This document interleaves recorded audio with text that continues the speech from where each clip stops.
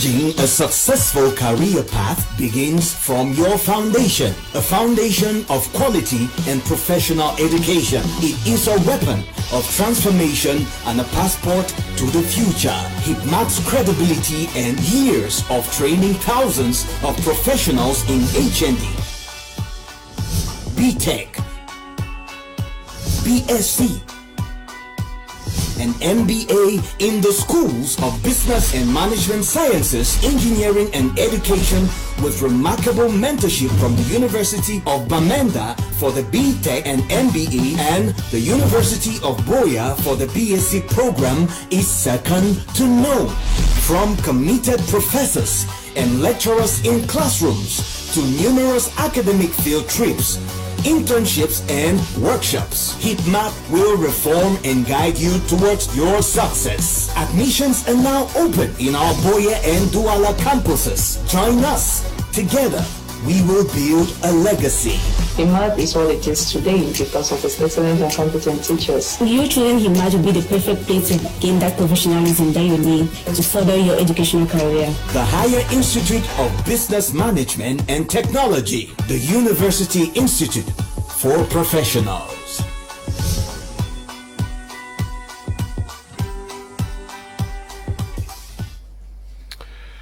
Good evening, televiewers. We are welcome to Prime Hour on My Media Prime. We are this day going to be looking at the the regional elections that are going to be taking place across all 10 regions of the country on the 6th of December.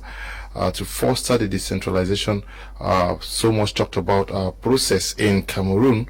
We are also going to talk about a topic we were supposed to talk yesterday, which we could not because of time, which has to do with a call by Cardinal Tumi to the government of Cameroon to grant amnesty to those who are involved in the Anglophone crisis. I'm talking about pro-independence activists. We are going to be discussing this with our panelists who are in the house already. Madame Ngo Bateki is here on the canopy of the Cameroon Renaissance Movement, the CRM. Madame, bonsoir et bienvenue. Bonsoir. Bonsoir à tous les panélistes. Bonsoir aux téléspectateurs. Comment va le MSC? On va bien, malgré l'incarcération de nos dirigeants et notre président qui est toujours sur... pas résidence surveillée, mais gardée, résidence gardée. Merci, va bien. Okay, we also are in the company of Mr. Gentle. He is a teacher, history teacher. We're glad to have you all the way from Boya. Thanks very much, Mr. Leonard. I'm happy again to be here after a long time. I'm happy to be among my fellow panelists. I think I always say that the most important and the most essential thing that Cameroonians need now is peace. Whatever they're discussing now is not important to me and to other Cameroonians of Northwest and Southwest. What Cameroonians of Northwest and Southwest cherish now is peace. Okay. Yes. Okay. We also are in the company of Mary Jarvis. Good evening and welcome. Good evening, Leonard. Good evening to those who are joining us. Good evening, Cameroon, the peace-loving people of Moya, and a special good evening to President Paul Biya and Professor Maurice Kamto. Okay, I'll start by asking you your take on the regional elections that are coming up. Do you get the feeling that Cameroonians are looking with enthusiasm towards its holding?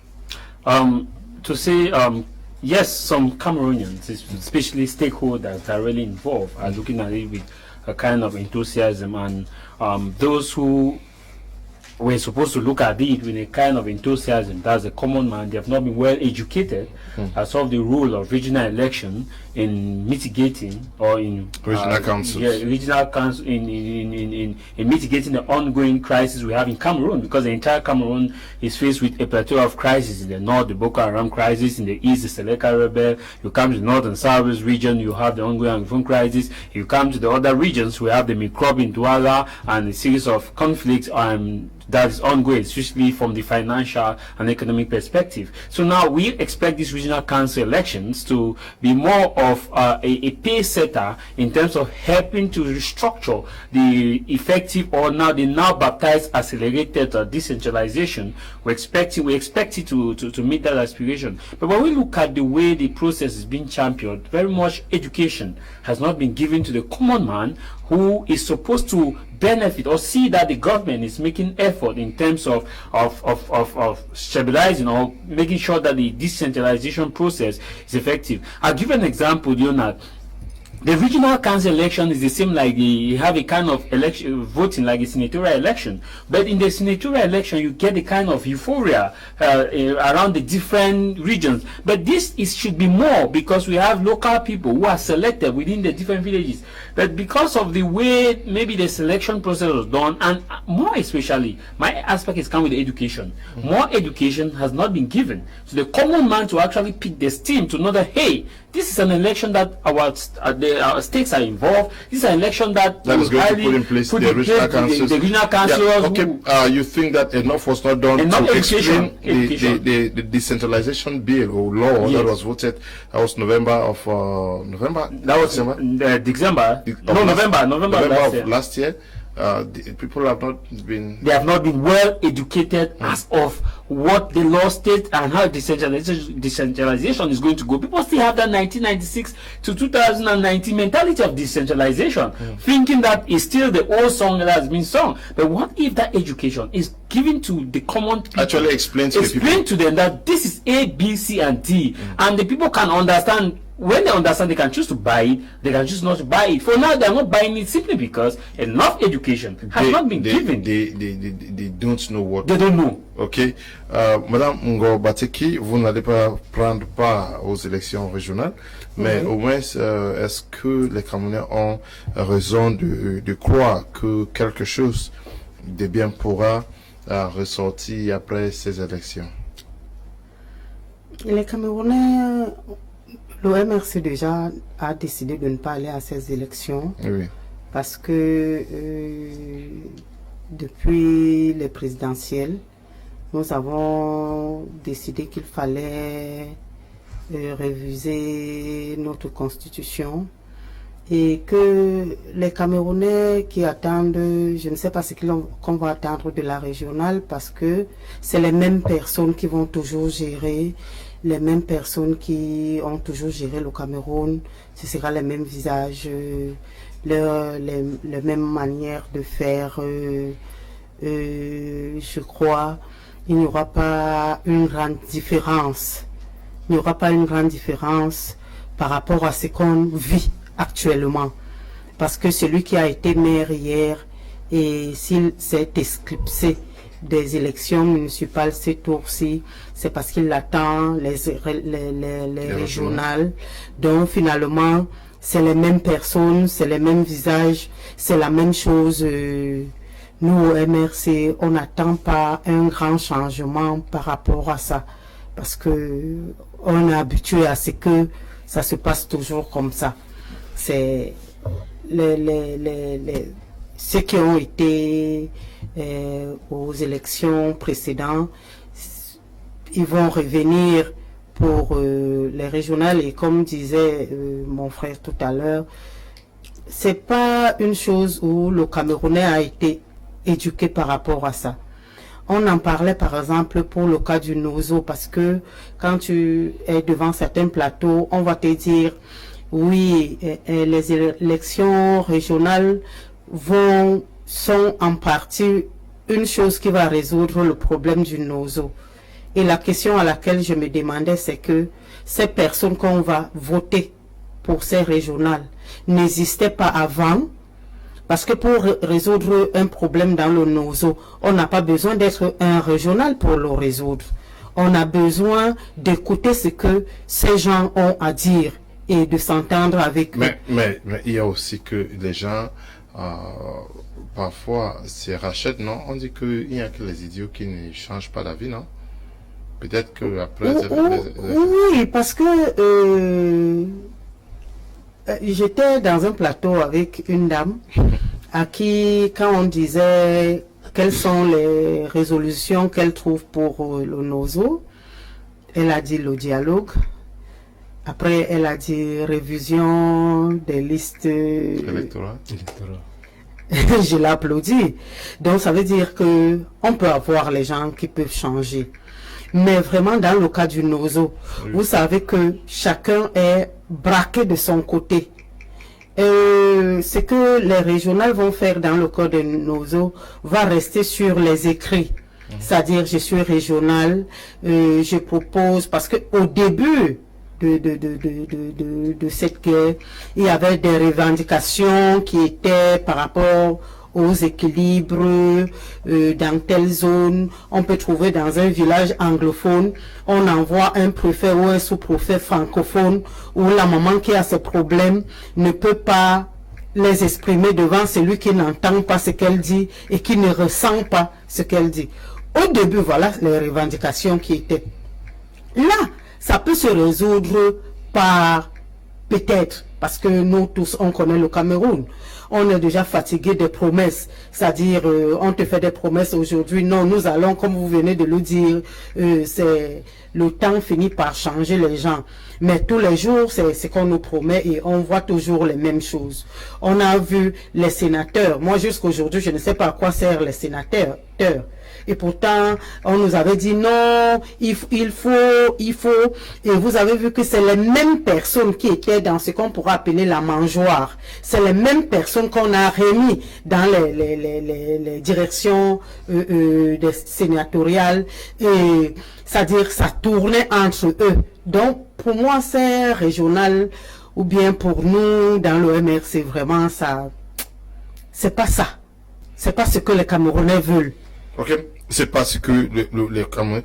Now, when you gather from Jarvis and Madame Ngobateki, is it the fact that it took over 23 years or even after 23 years at the decentralization that many Cameroonians have been looking forward to has not fully been implemented, that some people will even doubt the full the efficiency with which the regional council may be able to work?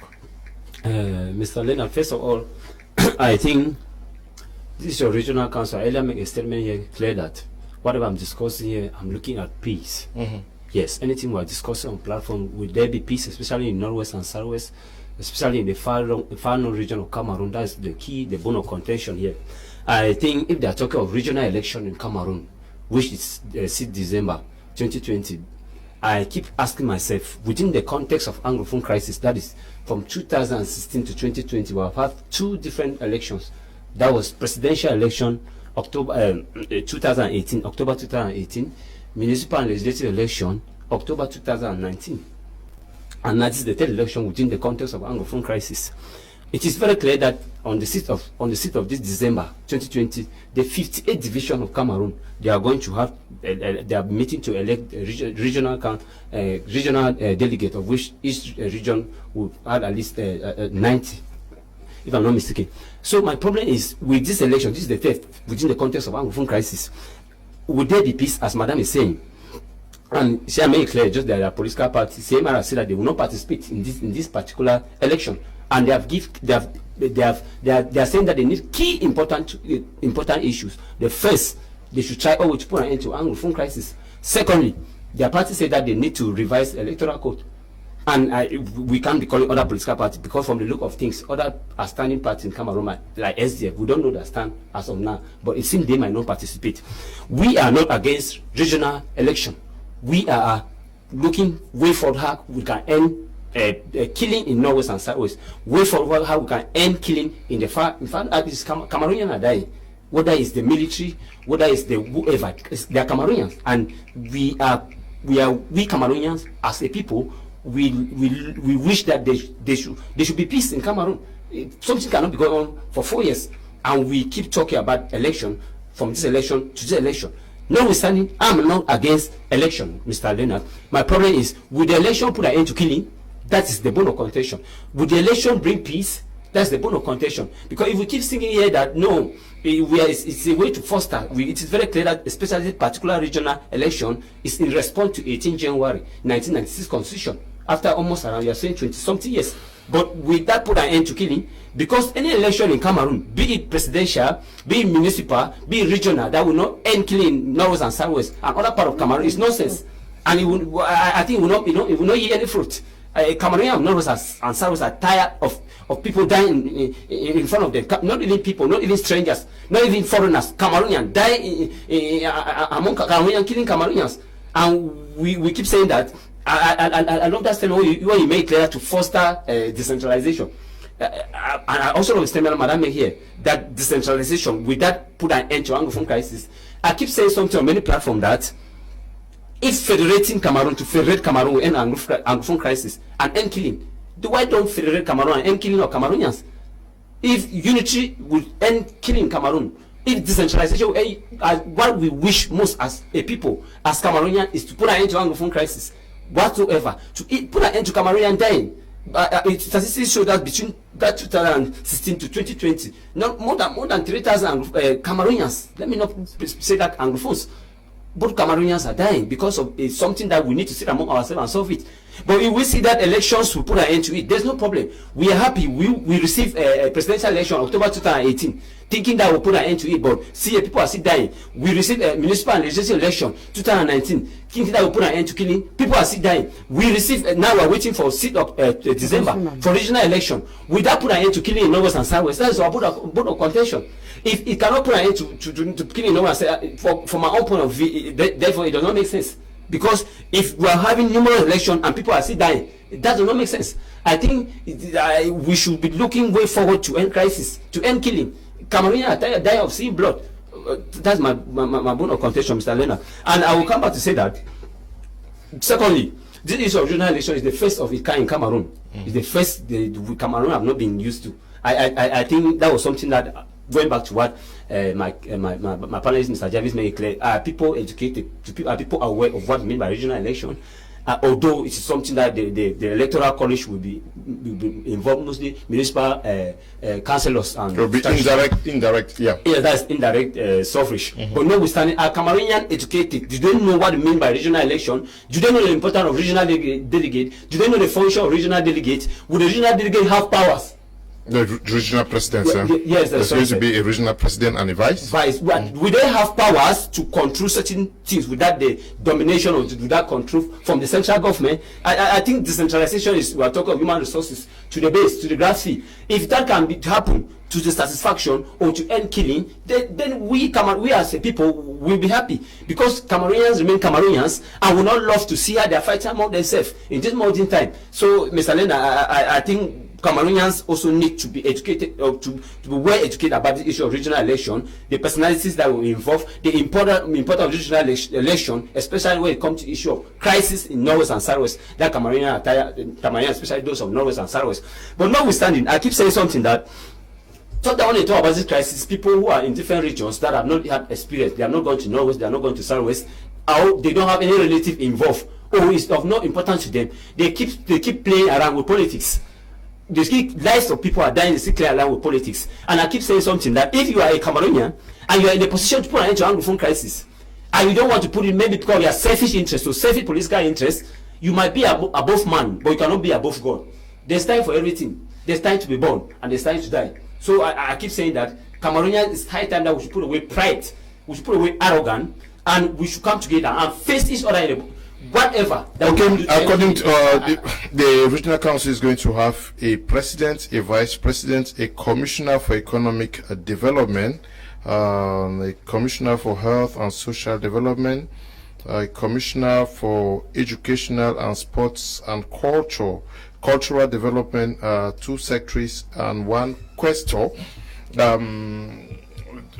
When you look at those that are going to be representing, because already we know those that are going to to be members of the regional councils, does it give Cameroonians, should it give Cameroonians hope?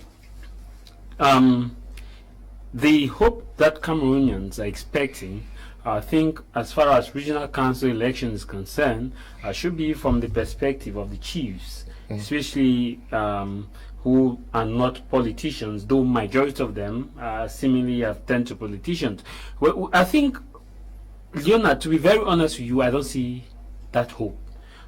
Because of the composition of those who are making up this regional council, if we had an opportunity where parties were evenly distributed, participating a diversity of views as far as political parties are concerned, I would have simply looked at the fact that yes, there should be hope. But looking at the composition of these regional councillors and those who are going in, majority, if not 80%, is strictly one political party. And even the chiefs that are going, some of whom belong to the same political party that is going there for that regional election, it means that we still have the same divergent, the same single views that we had since 1996 to date. And there is a problem now, Leonard. The regional president, as far as that is concerned, will have to be clashing with the governor of the regions, because the governor who is appointed is a head of the region, and the regional council president is an elected official. We will still have the same tussle between who is responsible. But if we had a federated state where governors are directly elected, I think that the governors should take the responsibility to act. But this aspect where we will have a regional council president, we will have a governor who is elected, the governor who is appointed, and the regional president who is elected, who takes command, and where the supreme state comes in, I think we'll have that clash. Now, in terms of composition and if there is hope in the other side of the horizon, I always believe that there is hope at the other side of the horizon. In as much as there's hope, it cannot negate the fact that we should not look at some other issues that are not going well as far as that composition is concerned.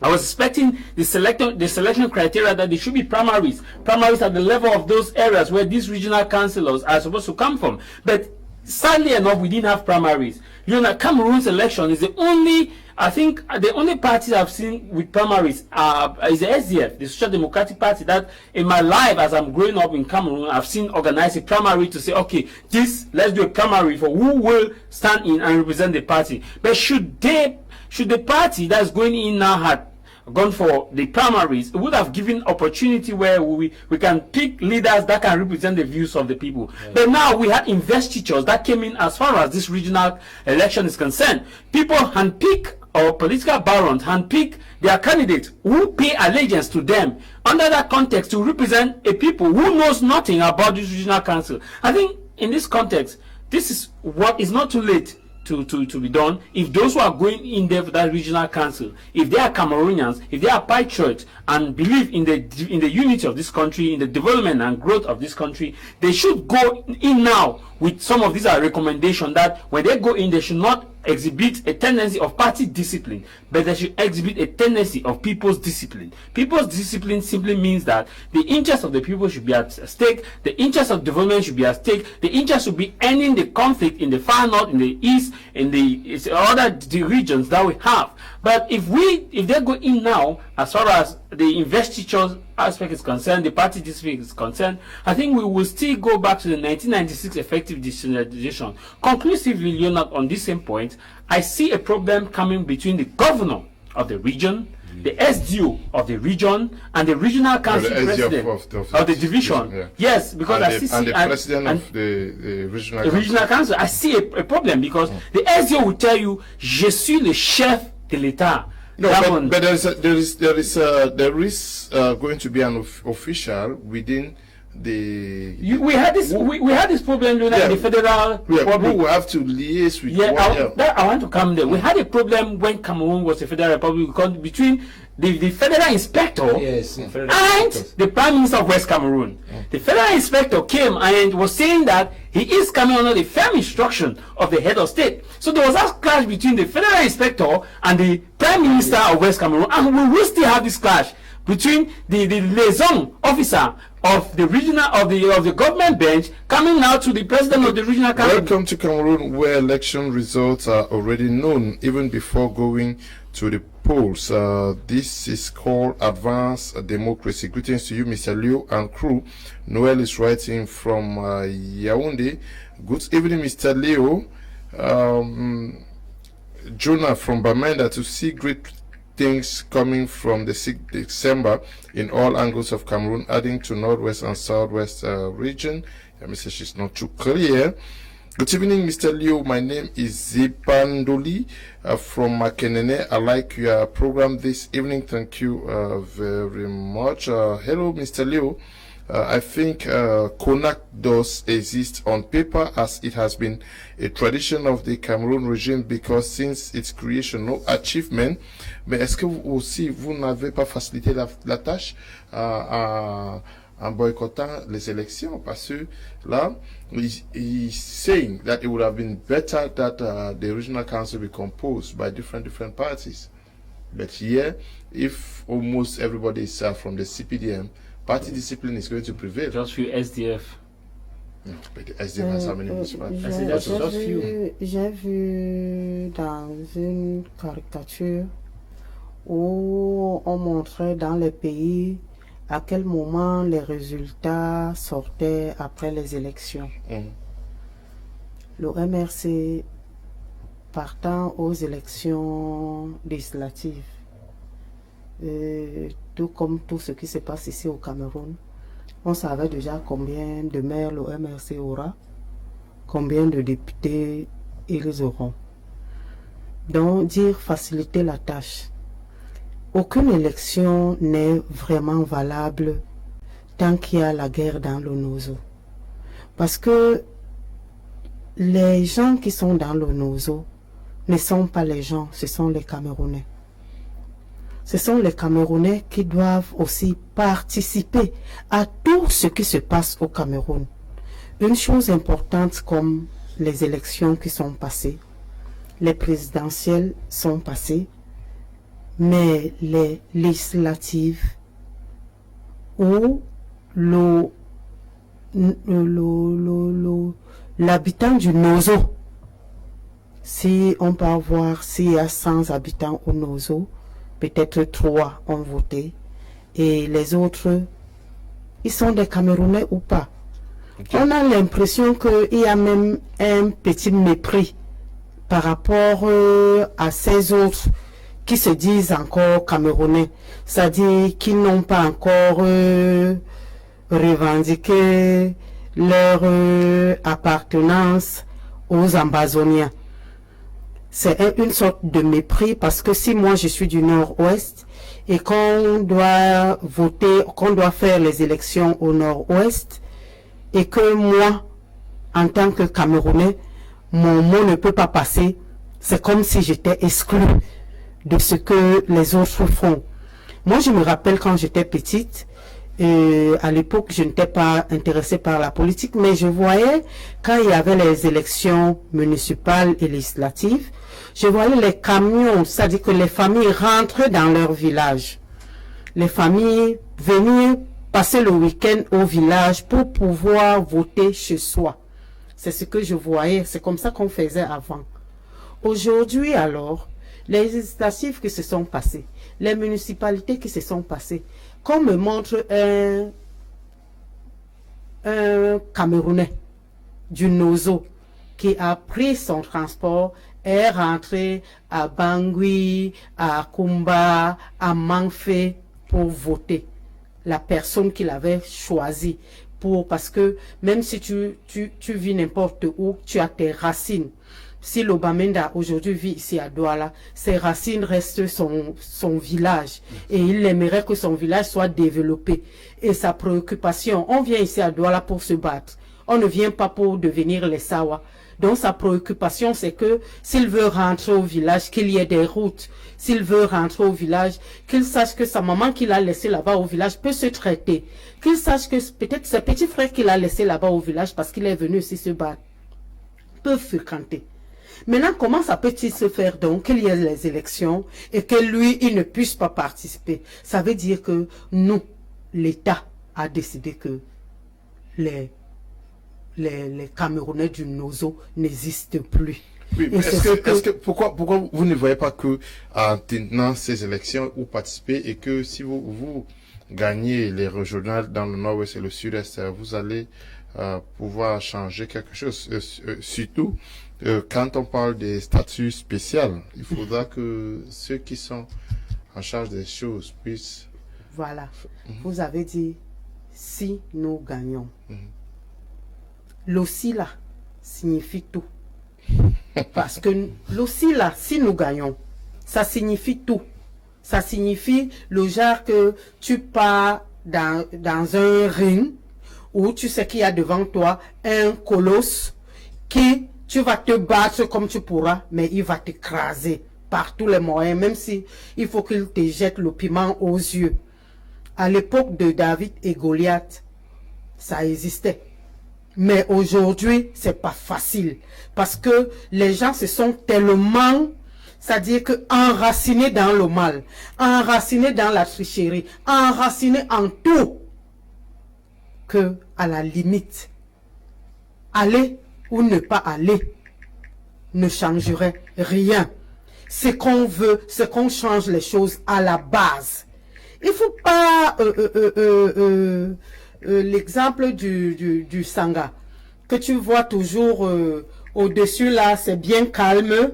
C'est quand tu mets la cuillère, parfois c'est quand tu mets dans la bouche que tu te rends compte combien ça chauffe. Donc il ne faut pas voir qu'on voit seulement les apparences. On voit en haut pourquoi le MRC n'est pas parti, et pourtant le MRC qui aime tellement le nozo, effectivement la question que vous posez aurait gagné au nozo et aurait aidé la population. Ah bon? Parce que vous pensez qu'on gagne les élections ici au Cameroun? Si on gagne les élections ici au Cameroun... Vous avez quand même eu un député, non? Il avait gagné les élections, non? Sur combien de députés? Non, ça fait combien d'années? Ça fait combien d'années? Sur combien de députés? Aujourd'hui... Vous avez eu 14% dans les présidentielles, qui veut dire que 14%, c'est quand même des gens qui ont voté pour vous, non? 14%, on a eu 71%. Ok. Mais ça s'appelle 14%. Ms. Alena, I think I'll go back to talk about what Mr. Jarvis said, yes. Concerning this issue of clash of administrative powers. You have proven historically. I think we have been mentioning of there will be president of regional council, there will be vice president and others. But we have problem of clash of administrative powers. It's very clear. Historically proven, and we foresee that it might happen. Because we have 10 regions in Cameroon, and the 10 regions in Cameroon, they have administrative eyes. The regional government communicate, the first administrative power to communicate with the central government in Yaoundé. Now we're talking of the president of regional council, the vice president.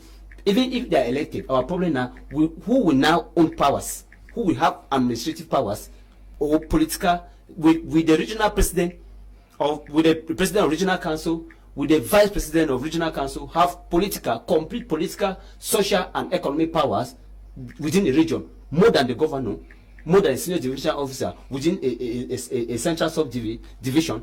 Because just like Jarvis was saying, we have seen historically when the former Federal Republic of Cameroon, when the first president of the Republic of Cameroon on the 20th of October 1961 divided the Federal Republic of Cameroon into 6 territorial administrative regions, and he appointed what was called regional inspectors. The former federal inspectors.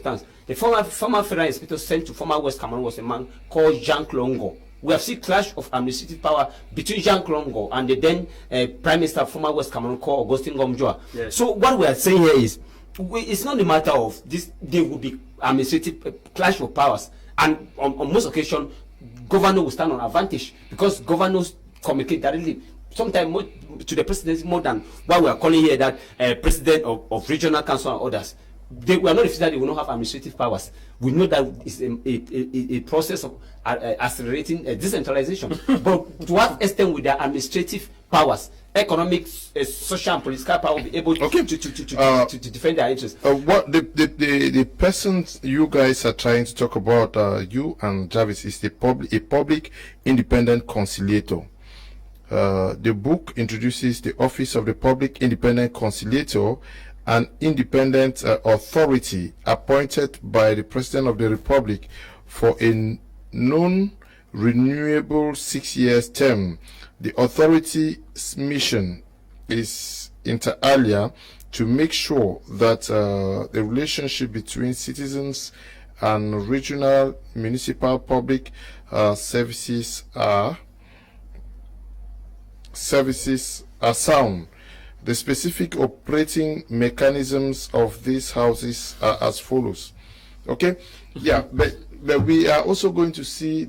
Do you find a problem with that? It is specified that he is independent. an independent person. Appointed by the question now should be, how independent is the independent person?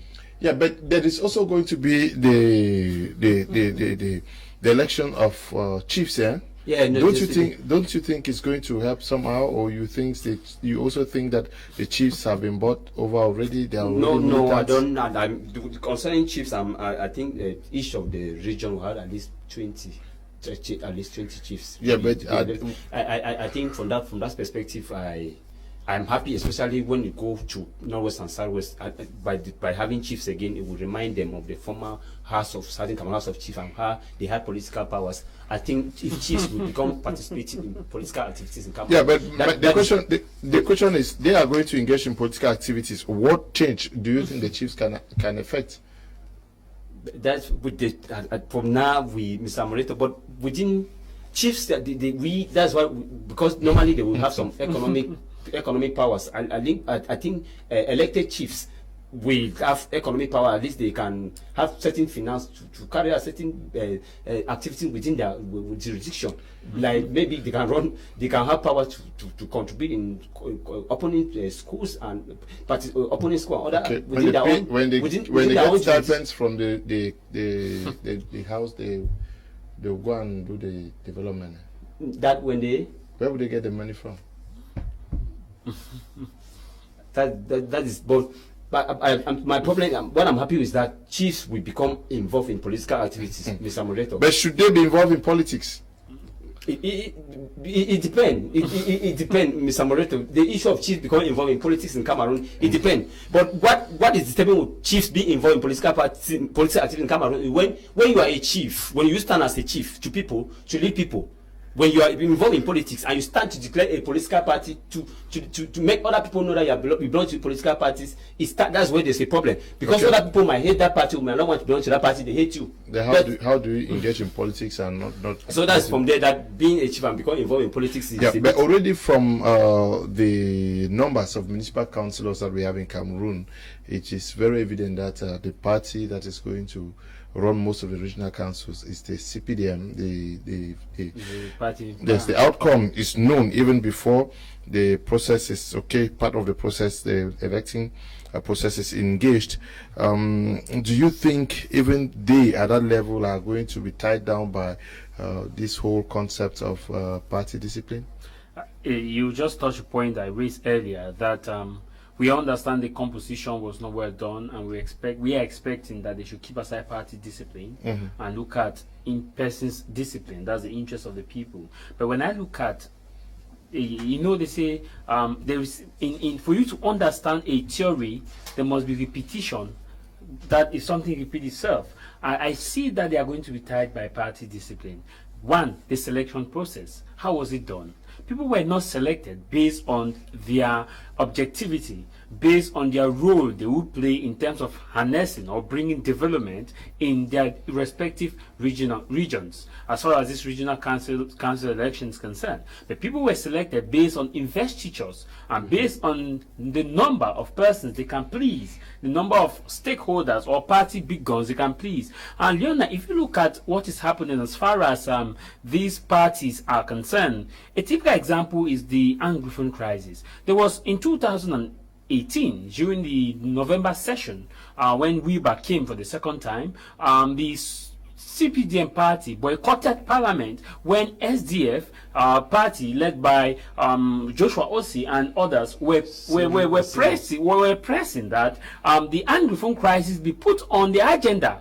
Though the November session is mostly a budget deliberation, but that it should be put on the agenda, even if not on this session, but subsequent session. But we see that the CPDM boycotted, all the members of parliament for the ruling party boycotted. That's to tell you that they were based on party discipline. And we've seen that even at the level of the Senate House, and we keep seeing that. Now, if we are talking about the regional councillors, even these regional councillors will be based on party discipline, because the way in the modus operandi as of the selection was based on party discipline.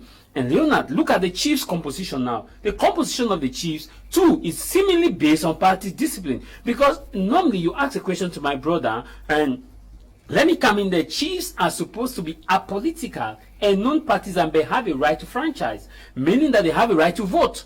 Not that they are political, means that they are supposed to be apolitical and non-partisan. Simply means that they are not supposed to be flag bearers of political parties. They are not supposed to openly show support of a particular political parties, because in their respective communities they have people of different political parties cut across the strata of CRM, PCARM, SDF, different political parties. Thus, if a chief openly comes out and say, I am a flag bearer of party A, it means that any judgment you give someone who has a problem with someone from their party, irrespective of the objectivity of that judgment, the person will always feel cheated. That no, you are doing this because that person is of your political party. Now, that is why we still have a problem. And I have a problem too with the composition of the House of Chiefs. We thought initially that the House of Chiefs was supposed to be an issue of Anglophone regions, specificity, based on their specificity. But all the regions now have chiefs as regional councillors. There is another problem in the provision of the House of Chiefs. It states that the House of Chiefs will submit proposals which may be looked upon, meaning that it's not a condition that it will be looked upon. There is a provision that states that the House of Chiefs, upon deliberation of their affairs, they can send proposals to the government, to the regional council president, who now channel it to the government, and it may be looked upon. It's not like it will be looked upon as compared to previously when we had the power of the House of Chiefs. So the chiefs will not have much impact as far as this is concerned, because politically they belong to a certain political parties. And even look at, that's why we had a problem with, I think that was a list in FACO, when the chiefs were agitating that no, their list that was sent to the SDO, though the list was not supposed to found itself to the was not supposed to be at the SDO, the list ended up at the SDO. Why? Because of party discipline, because they know that okay, our party has its head, and the SDO, who seemingly is supposed to be apolitical but has a right to franchise, equally is seemingly a member of that party. Thus their list happened to fall in their hands, and that's why we had a problem and the matter went to court. So my view here is that if we're expecting that these regional councillors will play by persons or people's discipline, that is looking at the needs of the people, as far as this is concerned, it's going to be more of a far-fetched dream. They will tie themselves more to party discipline, which defeat the entire purpose of the regional council. Oui, mais il est bien vrai que vous avez décidé de ne pas aller. On a trop parlé de l'implémentation du processus de décentralisation. Est-ce que vous ne trouvez pas que c'est l'assaut final ici? L'assaut final par rapport à quoi? La décentralisation, non? Peut-être que ça n'a pas vraiment pris corps et forme, et que les collectivités locaux n'ont pas assez de pouvoir parce qu'il n'y a pas les régions. Est-ce que c'est ça qui va beaucoup faire vraiment ressentir le pouvoir dans les régions et les départements? Les préfets seront nommés par les régionales? Non. Les commissaires seront nommés par les régionales? Non.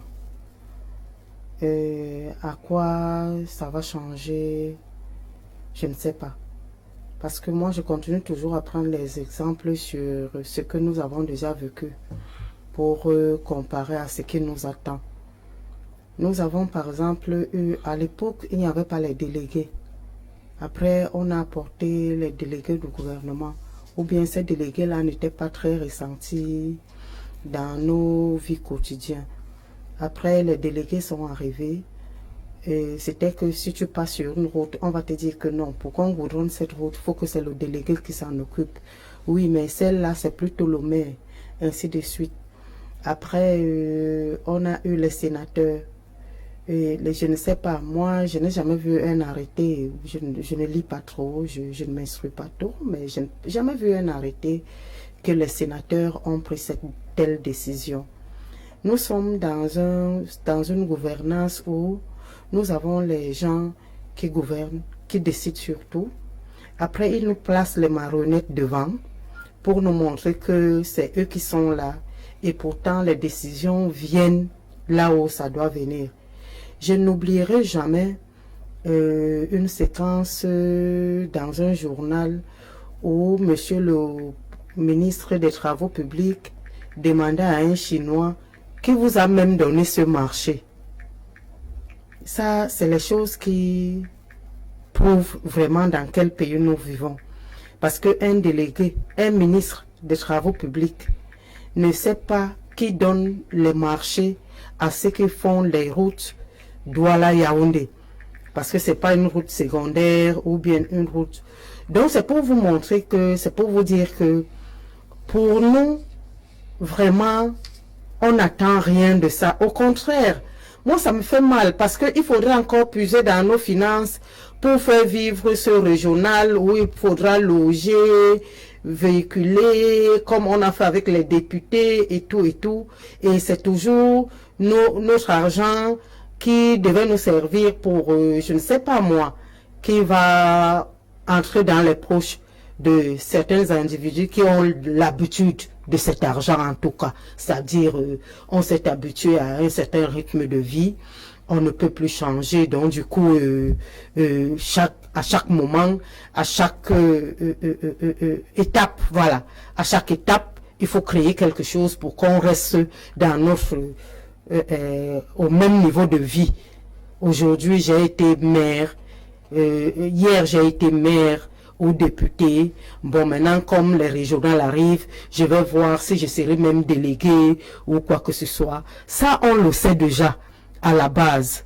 Maintenant, quand, par exemple, tu pars dans une élection présidentielle où tu as gagné à 39% et plus, et que après on te dit tu as gagné à 14%, tu auras encore le courage d'aller aux autres élections. Alors, de la politique camerounaise? On ne peut pas démissionner de la politique camerounaise puisque nous continuons à vivre. Nous continuons à mener nos actions malgré que nous sommes comprimés. On nous arrête. Je ne sais même pas si je sors là maintenant. Peut-être on va aussi m'arrêter parce que c'est ça. Aujourd'hui, nous sommes dans une dictature qui ne dit pas son nom. Okay, madam. Donc, madam. Mr. Leo, the regional houses are still going to be run like councils whereby important revenue collections are channeled to Yaoundé. Then quotas sent down to the councils, and the regional houses will be very thin, especially if the crisis persists. Mr. Nembo is writing from Muteng. Good evening to you, Mr. Nembo. Good evening, Mr. Liu, and the panelist election in Cameroon. For me, are just waste of economic resources. The regional election, for me, is just the maintaining same people that we vomited long ago. The CPM who lumps, okay. Mr. Rene is writing from Douala. Good evening, Mr. Liu. Is Julius in Boya great support? Just want to appreciate what you with your team. More powers to you guys. Love Prime, our best program of the year for me. Thanks. Thank you too. Good evening. Well, what we expect is men of God to carry out that election. We are tired of seeing people win before elections happen. This is Gerard writing from Boya. Thanks, Gerard. Good evening. Tagen Dunasien says, good evening, Mr. Liu. Victory is left for the Lord. I am the next president of Cameroon.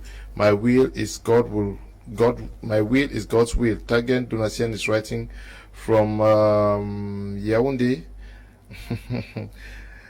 Creative Party Nabo.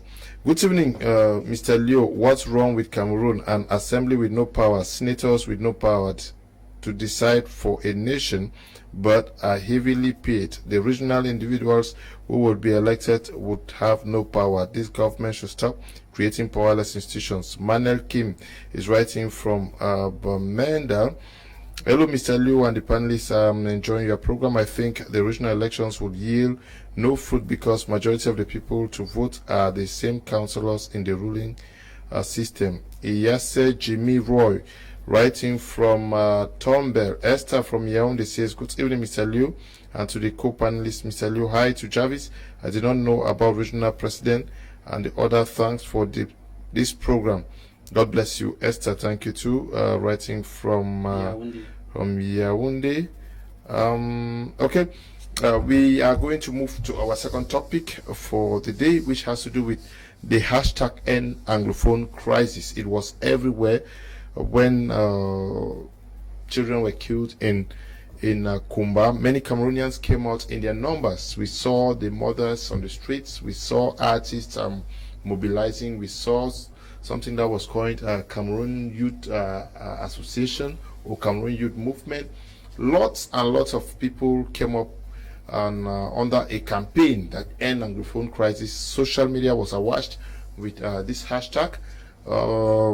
Just 2 weeks after, we are hearing nothing about it. What could explain this, Mr. Gentle? Yeah, I think I would like, before that, I will link or relate this issue with our neighboring Nigeria. What happened in neighboring Nigeria? Okay. It started online, NSAS, and we see the mobilization of Nigerians, especially Nigerian musicians, Nigerian artists, and Nigerian actors, actresses on the street demonstrating, making it clear that they are tired of SARS. At the end of the day, the Nigerian government responded to the population and put an end to SARS. The same scenario happened related to, we are coming out to Cameroon when the massacre on the 24th of October 2020 in Kumba. The same thing happened online, where we start seeing our first time that we start seeing Cameroonian artists or musicians and different state and non-governmental organizations mobilizing online to end Anglophone crisis. And I thought that it will continue, because just like what happened in Nigeria, it started online very powerfully on social media. But unfortunately, with the case of Cameroon, within not up to 2 weeks, I was saying, it quietly quenched down and nothing. And I started asking myself whether it was due to the pressure or the fever within the time that this innocent kids were killed in Kumba, that influence to push Cameroonians to go online and talk about an Anglophone crisis. Because within the period of 2 weeks that the scenario in Kumba, the situation in Kumba calmed down, the issue of an Anglophone crisis online. Because when you want to relate with what happened in Nigeria, it discovered that it continued in Nigeria from online, and they were supported by their diaspora, whereby they sometimes in some other countries, Nigeria even mobilized to put pressure, some even demonstrated in cities like Brussels, making it clear that they will end SARS in Nigeria. But when you come to the issue of Cameroon, after 2 weeks, it quenched. You don't hear anything again about an Anglophone crisis. And that's the very thing that keeps disturbing us about this issue of Anglophone crisis. What is happening to Cameroonians? What happened that Cameroonians are dying day by day and people are still playing with the life of people? What set of people in Cameroon can put an end to Anglophone crisis? What set of people in Cameroon can mobilize and put pressure on who to end Anglophone crisis? Because I thought that had it been the issue of end Anglophone crisis, continue online, with too much pressure, at least it will have seen that it will have portray that at least different groups in Cameroon are seriously in support of putting an end to this crisis. But it's just like a child play. Within a period of 2 weeks, it came to an end, and now it seems as nothing happened. And we are still waiting again. Very soon, if something happens again, you see people. So I think it was a very good initiative, but with a very short period of time. Why?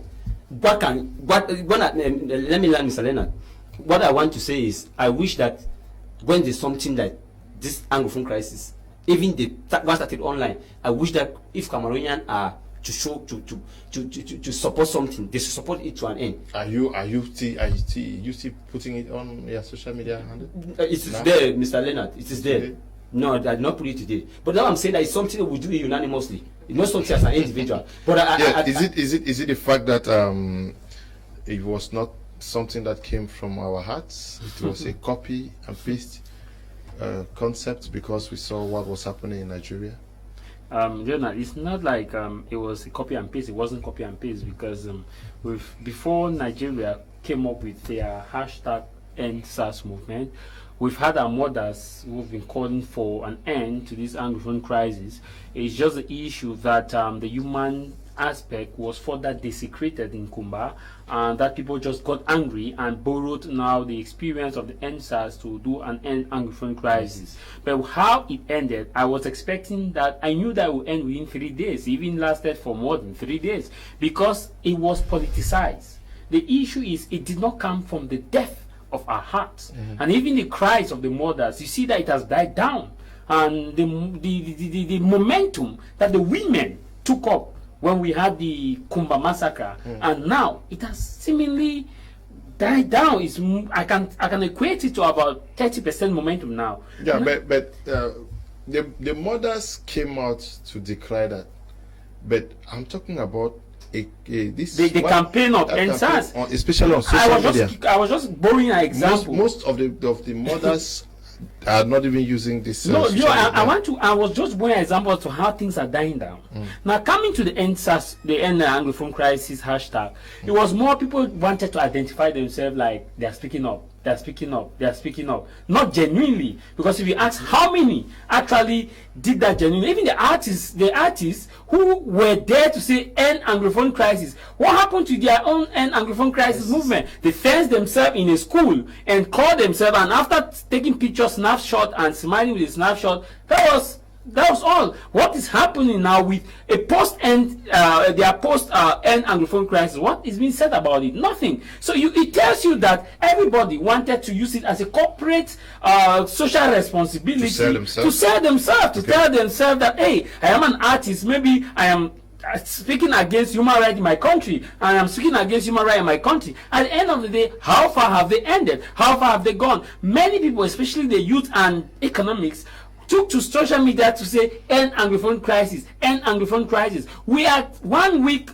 after the momentum. What's been said about the Anglophone crisis? Nothing. People have been dying every day. Both military and the non-state Anglos are dying. The civilians are dying. Homes have been burned down. Teachers have been killed. As we speak, 4 teachers are still under captivity of alleged non-state armed groups in Oku. So you ask yourself that, is it that the problem of Anglophone crisis have been solved, that the end Anglophone crisis momentum have died down, or is it that people just simply wanted to identify or sell themselves of their political views to tell their family members that, hey, I am against violence and Anglophone crisis? The simple answer I will give you is that it was used as a corporate tool for individuals to sell themselves and tell the world that I am speaking against violence in my country, which ended within a short period of time as momentum died down. My plea for Cameroonians should understand is that whether it is a state armed group man that's been killed, or is a military that's been killed, or whoever has been killed, Cameroonians, we are losing our people day in, day out. We've seen military men in other states, in other countries, that have made their country proud, and we don't know that those military men that have been killed should have been the ones to make Cameroon proud. We have seen civilians in other countries that have made their country proud. We don't know that those no-state armed groups men who are still, as of now, are Cameroonians, because if they have to go out of where they are, they will use their national ID card, have been killed. So we don't know that. So the old Cameroon, cradle of our fathers, thou holy Sharane, in a midst thy repose, is raising a question whether if we took to end Anglophone crisis movement and end halfway, and it takes me back to the anthem, which state that a land of promise, land of glory, and equally thou what no tongue can tell. If we look at this, it simply means that Anglophones or Cameroonians use it. Madame Ngo, vous avez vu les mamans sortir à Bomenda, elles sont sorties à Kumba, elles sont sorties à Yaoundé. Vous êtes sortis ici à Douala, non? Oui. Mais après ça, rien du tout. Comment est-ce que pourquoi vous avez laissé ça? La crise n'est pas finie, vous attendez que les enfants meurent encore pour que vous sortez? Il y a déjà celle qui a témoigné pour sa présence, qui est en prison. Donc, et celles qui sont sorties, elles sont recherchées. Elles sont recherchées, il y a une autre où elles sont recherchées. Maintenant, nous, au MRC, on n'avait pas attendu qu'il y ait combat. Moi, j'ai fait la prison parce que j'étais sortie pour ça, pour la guerre au Nozo. Donc, c'est pas nouveau. Pour ceux qui prennent ça en route, on les encourage. Mais le MRC a toujours eu pour première préoccupation, c'est la paix au Cameroun. C'est-à-dire le professeur Maurice Kamto, sa première préoccupation était si on n'avait pas volé ces élections, la première des choses qu'il devait faire, c'était mettre la paix dans ce pays. Parce que tout le monde sait de quoi il est capable s'il faut mettre la paix, s'il faut arrêter les armes. Les sorties qui sont arrivées, les mamans qui sont sorties pour pleurer pendant le deuil, moi je dis, elles ont fait le deuil. Il faut que la famille prenne le temps d'oublier et que maintenant qu'on se ressaisisse et que maintenant on commence à faire d'autres sorties pour l'onozo. On ne fait plus les sorties pour le deuil de Kumba parce que il faut que ceux qui ont perdu les enfants oublient ces enfants. On ne peut pas rester tout le temps sur ça. Mais il y a les sorties pour arrêter la guerre dans l'onozo. C'est de ça qu'on parle. Le MRC sortira toujours. Oui. Pour ça. Mais est-ce que vous auriez souhaité que les mamans fassent plus qu'elles ont déjà fait? Est-ce Bien que sûr. Vous êtes en train de dire que les mamans ont peur d'être arrêtées? Non, les mamans ont... C'est-à-dire que les mamans du MRC n'ont pas peur d'être arrêtées. Oui. Non. Et on a plein de mamans. Les mamans vraiment qui ont fait la prison. Elles ont fait 9 mois. Moi, j'ai eu la chance, je n'ai fait qu'un seul mois. Donc, on a eu des mamans qui ont fait la prison. Moi, j'ai fait la prison ici à Douala. Il y a celle qu'on a arrêtée ici à Douala pour Yaoundé. Donc, c'est pas de cette peur qu'elles ont. Mais moi, excusez-moi, c'est pas là, je ne veux pas parler au nom du MRC. Je vais parler au nom de la maman que je suis. Que ça me galvaniserait de voir aussi ces mamans du Nozo,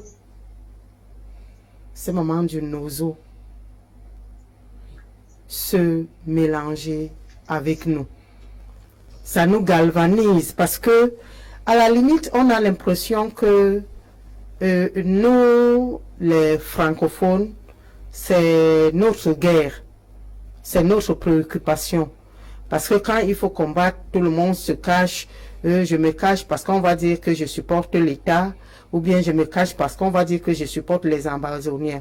Et pourtant, tu peux manifester pour dire juste que la guerre doit s'arrêter, point barre. Tu n'as pas besoin de dire que je suis amazonienne, sécessionniste ou camerounaise. Tu as besoin de dire que je suis une maman, je suis fatiguée que mes enfants meurent et de sortir avec nous. Nous, dans le MRC, parce que il faut dissocier le MRC des pleureuses de la dernière fois. Il faut les dissocier, ce ne sont pas c'est pas le même groupe. Les femmes du MRC, on avait organisé nos pleurs, comme le président national avait dit, le jeudi de cette semaine où il y avait le deuil national. Les femmes du MRC sont parties au siège à la région, à Deido, à notre siège régional à Deido, où nous avons manifesté et nous avons, soi-disant, été encadrés par l'armée comme d'habitude. Mais maintenant, le MRC, c'est-à-dire, on pourrait qualifier les autres groupes parce que à l'époque, il y a les groupes qui sont nés, les musiciens qui disaient qu'ils devaient descendre à Bamenda. Il y a beaucoup de groupes qui sont nés, qui disaient qu'ils devaient descendre à Bamenda pour montrer qu'ils sont contre cette guerre. Mais ils ne l'ont jamais fait. Mais je crois que dans les revendications du MRC, ça a toujours été la fin de la guerre dans le Nozo. I noticed the creation of a national youth movement on social media where they were calling on youth to come together. We also saw the artists stage a protest. They had a meeting in Douala where they talked, they made speeches, and why are we not getting anything? Is it that they are still consulting or they've already forgotten about it?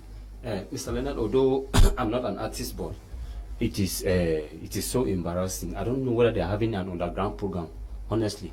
I quite remember for the 4 years now, the artists in Cameroon have been so quiet, honestly. If not recently, I'm sure 2020, because from 2016 to 2019, they have been very silent, honestly. But as from 2020, we have seen situation where any sometime it was. But we have seen many programs where people started looking at situation in neighboring countries and part played by artists and other people in conflict resolution, and people started relating it to what about Cameroon, what are the part played by artists in Cameroon. Even up to now, there are newspaper headlines who are still asking what about artists in Cameroon. I'm not condemning them. I don't know their plan of action, but I think that the Anglophone crisis is a crisis that each and everyone had a part to play, and I believe that they also have a part to play. As you are saying, they have had meetings, they have had organized meeting, even issue of what we saw online and Anglophone crisis, that they also participated in it. But we don't know their program. We can't. I'm not sitting here to condemn them. I'm sitting here to say we are still looking at that, because just like the representative for CMR, Madam is talking here, I must appreciate the part played by women in Anglophone crisis. I must appreciate especially the Northwest Southwest Women Task Force and other women even within the CMR. But honestly, I cannot lie to you, the part played by Cameroon artists as of now is for me, I'm still looking. Maybe they had a underground program, but so far I don't know, because honestly they had a part to play. They can do something positively, and I don't want to say that I don't want to condemn them, but so far, since this crisis started in 2016, 17, 18, 19, I think it's 2020 that from my own perspective, from what I'm following, now that I've seen them mobilizing and then trying to look into how they can, their part that they can play in ending the crisis. But notwithstanding, Mr. Leonard, I'm talking, maybe some of them are listening to me, it's not enough. Just like Oliver Twist, I think Cameroonians are still expecting more from them as far as this crisis is concerned. We don't know their plan of action. We don't know what they are having meetings. They had meetings here in Douala, but we don't know their plan of action. But notwithstanding, Cameroonians are still expecting more from them. Now, is it lack of coordination from the part of the Cameroonians? Because in as much as we are saying, there's somebody who is writing that seemingly people do not have a grasp that NSAS was an internal affair, and what is happening in Cameroon is not an internal affair. But the civil society in Cameroon, did they fail to catch in this project that was launched by different facets of the community, and to see how to harness it and then bring either the artists, the youths, and the women together? I always say that the civil society in Cameroon have limited themselves to grant searching, grant writing, and limited themselves to just make speeches and then doing the action. For example, before coming to why they did not pick the steam of the Anglophone crisis, if you look at a series of events had happened in Cameroon without them taking a bold step. Example, all the elections that come to Cameroon, all the elections organized by Cameroon, you rarely see the civil society giving political education to the people. You rarely see them telling the people that, hey, this is what is happening, this is how elections, you people should carry yourself during elections. They hardly do that education. And even when we had the advent of the coronavirus pandemic, the civil society did not take that role, that front role, to educate the masses as of the importance of respecting barrier measures. Now, coming now to this aspect of Anglophone crisis, the civil society organization have been seemingly political. If I look at their activities, some of them tend to align themselves with other political parties, the ideologies of other political parties, that becoming apolitical, non-partisan, but ensuring that the protection, the people are well protected. I'll give you an example. When we, in 2016, when this crisis started to date, if you ask yourself what concrete steps have been taken by the civil society organization in order to empower the children that have not been going to school, in order to empower those who are IDPs, but the internally displaced persons, what have been done to ensure that the military who are being attacked or who have been wounded are taken care of, at least there's something developed for them, and those non-state armed groups who have dropped their weapon, and those who are trapped still within the armpit of the conflict. The civil society organization is more now leaning itself to a fundraising they are limiting themselves to fundraising organizations than taking the front line in order to ensure that the people are well sensitized to know their rights and duties as citizens of this country. And even I don't want to just generalize it, though some have been doing their best, but on a scale of 100%, you will see that majority, or about 60% or 70% of them, have not been able. The End Anglophone Crisis hashtag was an opportunity. What we call in French a favor was given to the civil society to just quickly queue in and take the course and say, hey, an Anglophone crisis. And even the mothers gave them the favor. The mothers, when they came out, they gave the regional, the women, the civil society the green light that pick up this. When the mother came out, the civil society instead, what did they do? They retreating to take their normal tweeting and their normal just doing press statement and issue press statement. In conflict like this, it does not just suffice to people making statements. It does not suffice to people condemning. Leonard, we've been condemning. Kumba Okot, condemn with strongest of them. Kidnapping of Cardinal Tumi, condemn of strongest of them. Kidnapping of the phone of Saul, condemn with the strongest of them.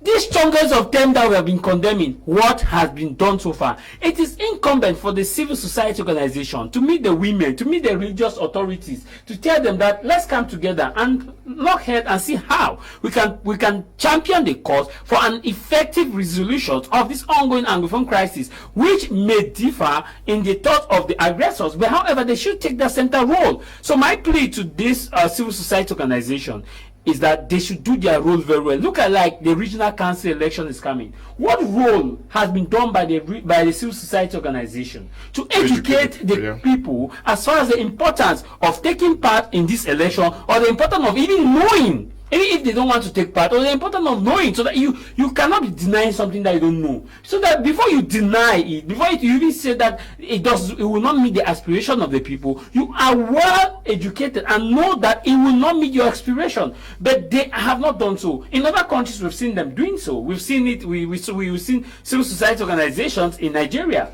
championing the cause. Feli Falan Hassan and a host of others, they have civil society organizations that are championing the cause. In Cameroon, we just have, I think, few that are championing the cause. That of Agbobala. We have there's another civil society organization in Boya, which is in charge of human rights. I think there are about 6 or 4 that we have seen. As far as that is concerned, the rest are political. They're either with PAP, CRM, or any of the political parties that meet their agenda. They feel like going in their road. To me, civil society are not supposed to be party sympathizers or sympathizing the ideology of a particular political party. They are the police of the common man. Okay, they are the police of the common man. Ms. Alena, I wanted to talk about the issue of party discipline. I think it's a bit, for the end of time now, party discipline is something that we need to look into it. I think sometime on a platform we discuss about issue where members of a political party have a stand. They have defined a stand related to solving this crisis, and once you belong to that political party, you must bow to that particular stand or that particular decision. Yeah, but we are talking about civil society here. Civil society does not is no longer into political activities. Yeah, normally I'm not linking with civil society, Mr. Leonard. I'm just saying like even for issue of, we are talking about power play by women, the Northwest Women Task Force. Sometimes we look at time, we see that they are becoming involved in politics and bow down to the discipline of that political party more than solving the crisis. Greetings, Mr. Liu and the panelists. End Anglophone crisis to me is a copy and paste kind of thing. That's why it went silent after a very short moment. What we need is action and not mere words. Daisy is writing from Kumba. Good evening to you, Daisy. Good evening, Mr. Kum and panelists. The situation with Cameroonians is that immediately something happens and the politicians start rallying groups, it will never take 5 days and the cry will die down because they have the yam and the knife to stop everything happening. All they do is propaganda, whether ruling or opposition parties. Only God's intervention will solve the problems on our lands of promise and land of glory. Wise man Kamba is writing from Yaoundé. Wise man, good evening to you. Good evening, Mr. Liu and co-panelists. All those outings by mothers was a well-planned drama by the kangaroo system of Yaoundé, because they know well what happened. that day. As for our country, I will repeat and repeat again, let's sell out this country and share the money. Metro Idris is writing from Kumba. Good evening to you, Metro Idris. Good evening, Mr. Liu and panelists. The musicians were referred to as blacklegs by activists abroad who ordered their boys to hunt and kidnap them. The musicians have the right to remain mute at this point. One's life matter. Nkwine Bless is writing from Yaoundé. Good evening to you. Plezo. Good evening. We in Fundong love your TV programs. Ndong René. Good evening to you, my brother René from Fundong. Madame, est-ce que les Camerounais eux-mêmes n'ont pas résigné leur destin en attendant qu'un Messie descendra du ciel pour résoudre leurs problèmes? Les Camerounais du Nozo ou bien les Camerounais... Non, tout entier, parce que est-ce que ce ne sont seulement pas les gens du Nozo qui doivent arrêter la guerre, non? Ça, c'est le pays tout entier. Non, le Camerounais a été berné.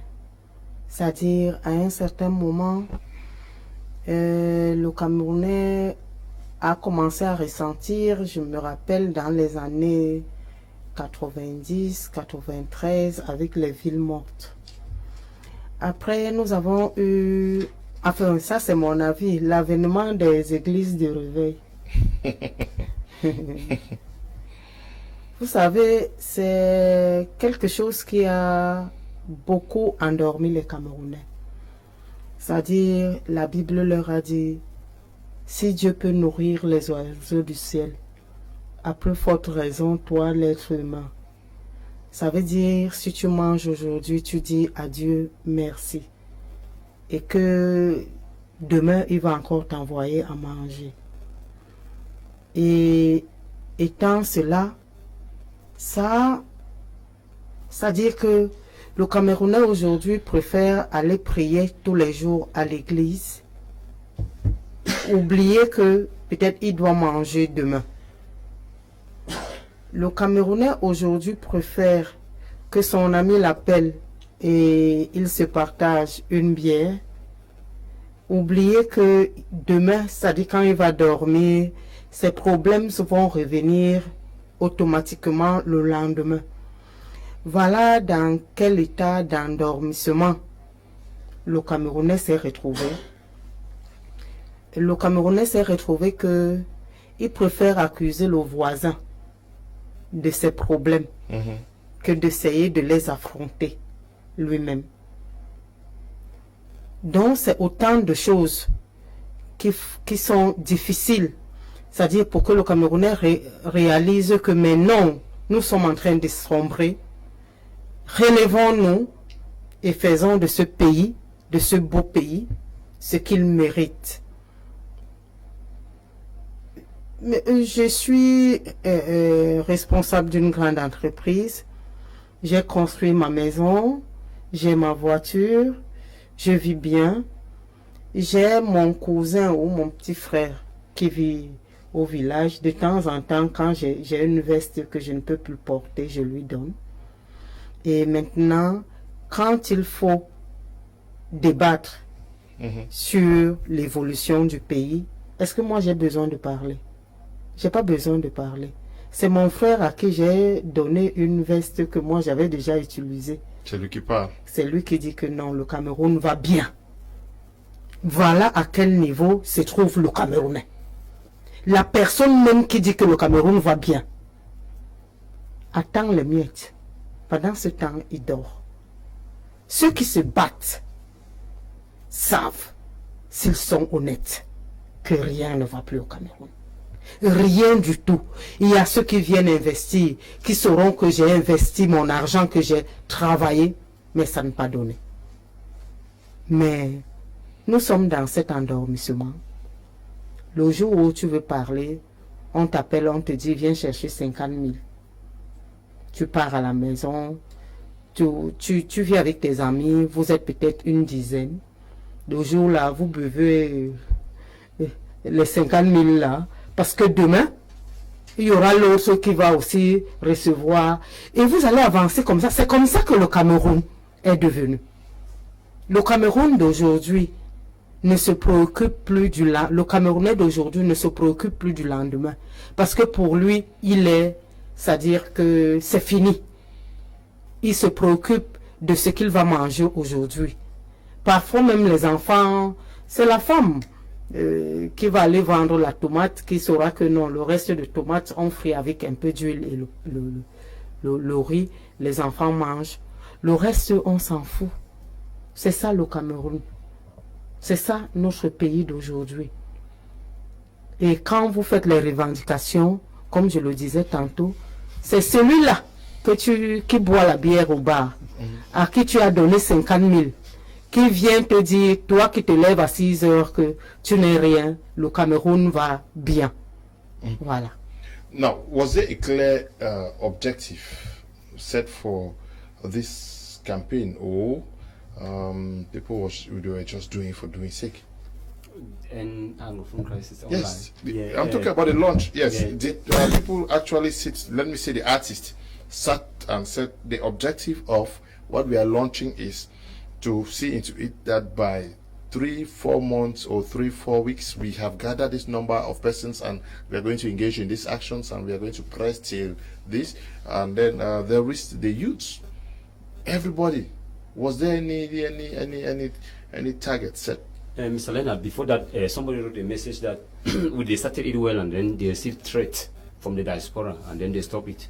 For me, that particular message means that if you want to follow or listen to threat from the diaspora, we cannot do something in Cameroon. Honestly, based on what is happening now, and I still repeat, as I earlier say, I'm not condemning artists in Cameroon, but based on what is happening, I would say it vehemently that there was no particular clear objective, or they did not have a full plan of action. Because had it been they had a full plan of action, as somebody is claiming through a message that it's because of threats of life, and they feel that they might be targeted, and they stop it, it means that when you have a plan of action to do something for the betterment of something tomorrow, you don't care about threats. In life, there must be upheavals, there must be temptation, there must be there must be obstacles that diaspora threaten them, call them blacklegs or whatever, and make Cameroon artists to stop whatever they wanted to do. It's a clear proof that they never had a plan of action and something that they put ahead to target or to meet up as their task. Because had it been they had a task ahead of them, call of threat, call of whatever, blackleg or whatever, will not stop them. As I earlier say, I'm not condemning them because I don't know the plan of action. But for the length of time that they started it and now that they have been silent. And Mr. Mulo, I make something here that I would sometimes it's not an exaggeration for me to say that the artists have been so far very slow as far as this matter is concerned, because since 2016 we are always seeing them in the forefront from 2019. Since 2016 when the crisis started, and from the 2019 and present 2020 we are talking now, their action have been somehow not up to what Cameroonians are expecting from them. So based on what is going on now, I will vehemently make it clear that they never had any plan of action. And if somebody say that they had a very clear objective to have for a task to meet ahead of them, and they stop it because they have been threatened or being called by Cameroon diaspora to call them black level or whatever, and they stop because of that, it means that they will not serious about any Anglophone crisis or contributing to the end of Anglophone crisis, because not an individual can end Anglophone crisis. Or we are just looking at a part played by different the state or non-state groups to put an end to the crisis. But if you post something and then now you people are silent and somebody will dare to back you people that because of serious threat that they have been calling them from diaspora, calling them blacklist and other. If you want to follow the issue of being called from the diaspora for black, it means that the Anglophone crisis will not end. It means that common poor people of North and Southwest who are dying every day, it will not come to an end. Unfortunately, when I want to look at but the crisis, that's what is going on today. Some people don't bother. Maybe some people, there are rich people in North and Southwest who are able to transfer. I'm a teacher. There are people who are able to transfer their children from North and Southwest to go and school in Douala, in Yaoundé, and other areas. But what about those who cannot afford to send their children to school? It means that for the past 4 years, the children have become something else. We have testimonies of some of these children who have become, despite the teenage pregnancies in Northwest and Southwest. We have a situation where some of them have totally abandoned school and some of them are even being forced to join non-state groups and fight or whatever. And it is a bizarre, because what whole a nation is education. When people are not going to school because of a crisis, and it calls for concern, because what is going on in North and Southwest, we might not see the impact today, But we'll see it tomorrow, socially, economically, and politically. We are going to see the impact tomorrow.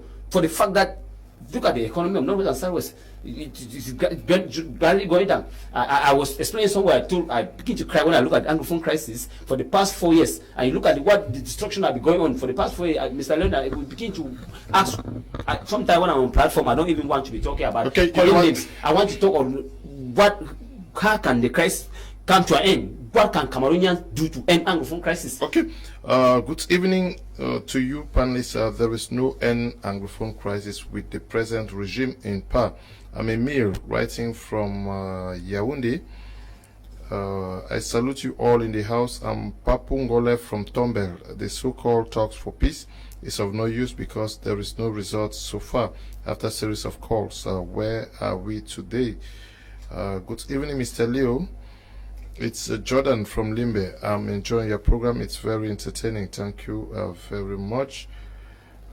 We are in Cameroon, where games over human life is the order of the day. The top government have everything inside the hands, even our minds. Let's wait for another killing to come up with another end Anglophone crisis. Christian is writing from Tatum.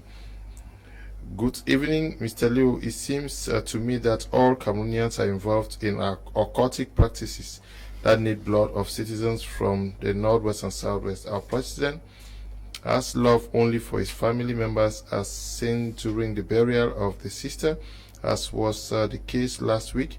He could not come out for the sister's burial, but can't come out to denounce the killing. Okay, Tamila is writing from Mamfe. Mr. Liu, only the truth shall set us free. Thank you. The problems with an Anglophone crisis is that Cameroonians are not united.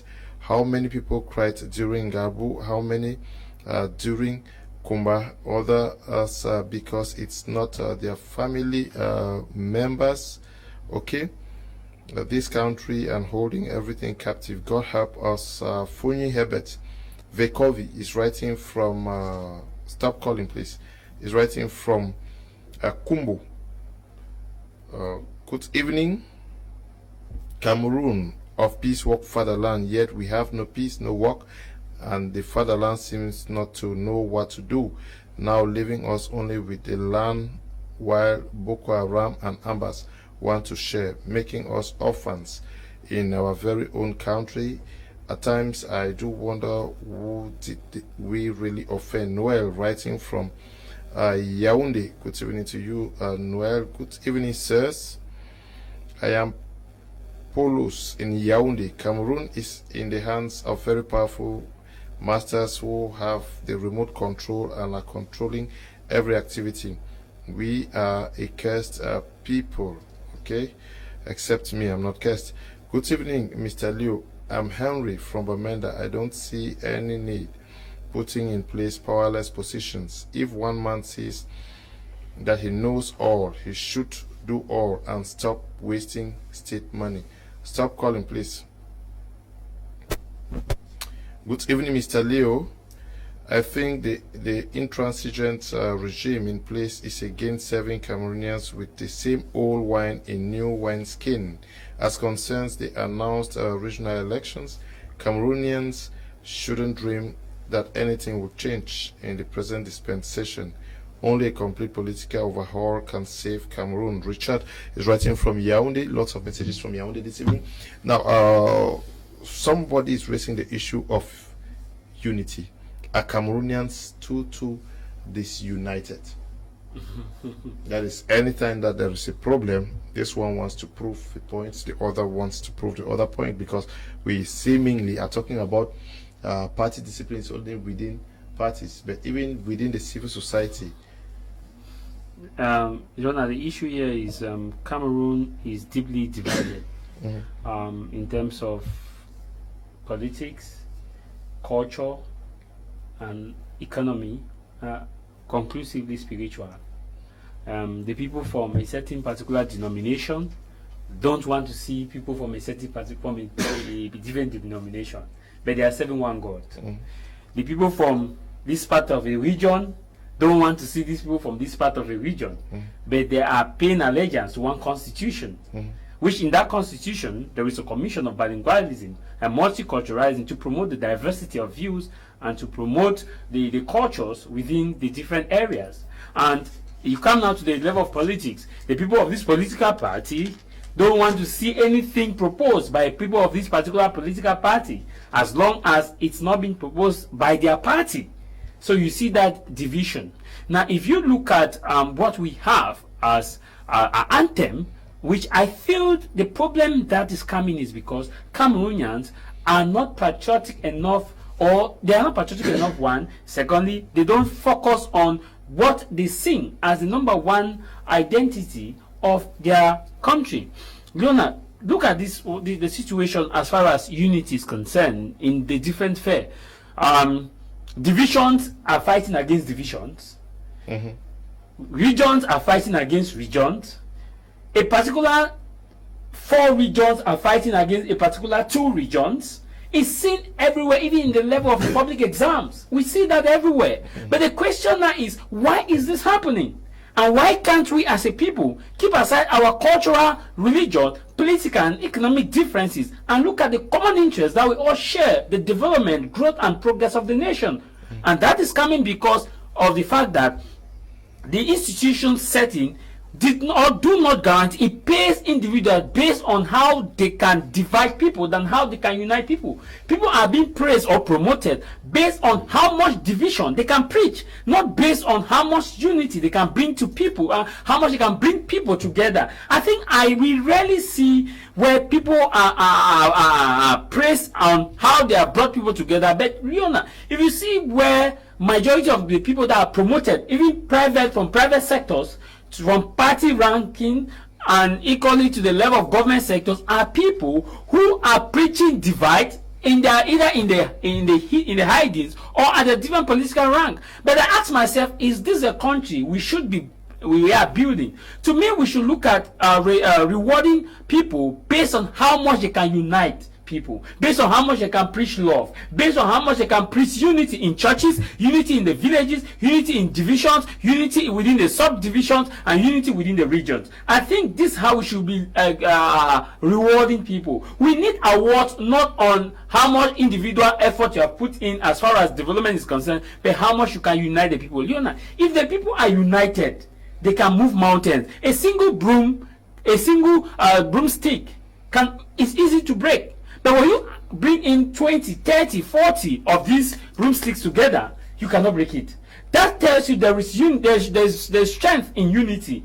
But the fact that we have decided not to be united, we have allowed people to be taking our lands because we are not united. You see, villages are fighting against villages, and this particular village party A go and meet an administrator, and that administrator come in the process of resolving the conflict that you would have sat with your brother and sister and resolve it, tells you now, no, I will resolve it, give me this particular portion of land, you quickly give. And at the end of the day, you see, because of the division, people are taking our land, people are taking our economic resources, and to me, we should look beyond the division. This is what I have as proposal for this, which the Bilingualism and Multiculturalism Commission should sit up and look at the context of unity, not just within the patriotic nature of Cameroon, but within the context of individual basis, of villages, of culture and religion, such that they can unite Cameroonians in their different fare. Because if people are united from their villages are united, it will be easier for us to look at unity at the top. But because we cannot look at unity at the bottom, you will not expect people to look at unity at the top. So to me, basically, that's how I see it. Okay, that's how you see it. Comment faire pour faire réunir les forces, c'est pas les forces politiques, pour, c'est pas venir à un plateforme commun pour pousser pour la fin de la crise au Nozo, au-delà de votre casquette politique. Je parle de, c'est pas, créer